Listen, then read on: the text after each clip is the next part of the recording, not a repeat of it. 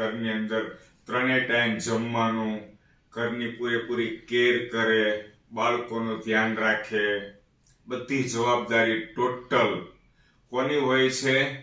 પત્નીની હોય છે. તો આપણને એ સુવિધા મળતી ઓછી થાય. શું થાય? ઝઘડો કરીએ તો નુકસાન કોને જાય? પતિને જ જાય. એટલા માટે એવું નથી હોતું. અમારી વચ્ચે નાના ઝઘડા ઘણીવાર થઈ જાય, બરાબર છે, પણ એનું ઓન ધી સ્પોટ એનું સમાધાન તરત કરી દઈએ છીએ. શું કરી દઈએ છીએ?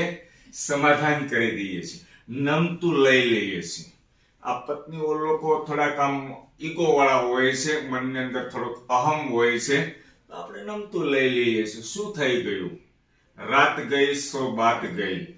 બસ એવી જ રીતે.